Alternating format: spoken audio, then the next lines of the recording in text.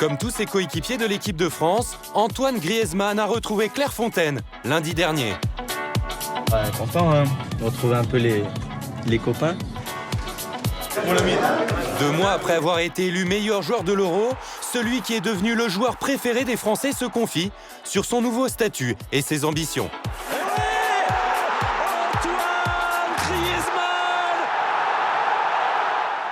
Revenir sur vos vacances, comment ça s'est passé? On décompresse du jour au lendemain? C'était difficile la première semaine.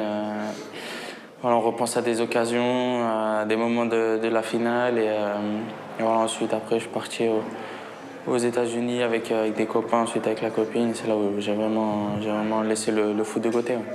Vous avez croisé Paul Pogba là-bas, c'était sympa, on n'a pas parlé foot? Non, bien, c'était bien, on a joué au basket, on n'a pas parlé de foot, on a passé un bon moment, c'était cool. Et vous avez changé de statut pendant 7 euros, ça vous passe par-dessus la tête ou vous vous rendez compte quand on vous dit vous êtes le chouchou des Français maintenant, qu'est-ce que ça vous fait?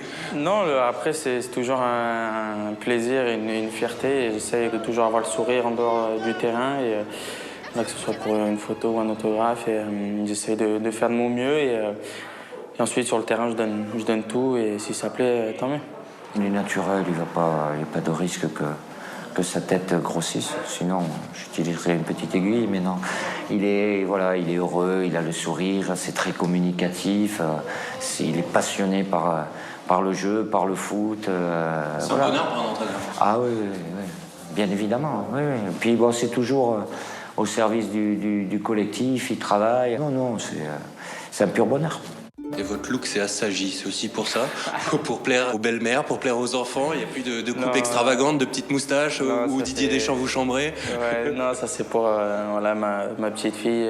Elle vient d'arriver au monde, donc on va être assez cool, mais on prépare un truc, donc petit à petit. Vous êtes resté donc cet été à l'Atlético, vous avez eu aucun doute pendant l'été? Non, le seul doute, c'est quand on parlait du coach Simeone qui allait peut-être à Paris ou à droite à gauche. Donc je l'ai appelé avant de renouveler parce que c'était vraiment une pièce importante pour moi dans le club, et il m'a confirmé qu'il restait. Donc c'était avec grand plaisir de rester. Et, voilà, j'ai beaucoup de choses encore à apprendre avec lui, avec mes coéquipiers. Et ça serait quelque chose de grand avec ce vestiaire de gagner un titre. Vous n'auriez pu le suivre au PSG? Non, pour l'instant, c'est pas mon objectif. Après, on ne sait jamais ce qui peut arriver, mais je suis bien en Espagne. Pour finir, le prochain objectif, c'est mardi, parce que c'est un match qui compte pour les éliminatoires de la Coupe du Monde en Biélorussie.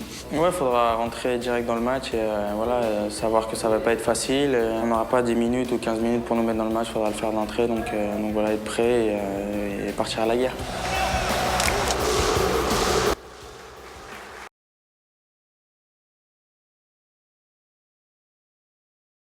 Et n'oublie pas, tu peux cliquer sur le blason Téléfoot là juste à droite pour t'abonner à la chaîne et du coup ne rien rater du contenu exclusif. À la prochaine!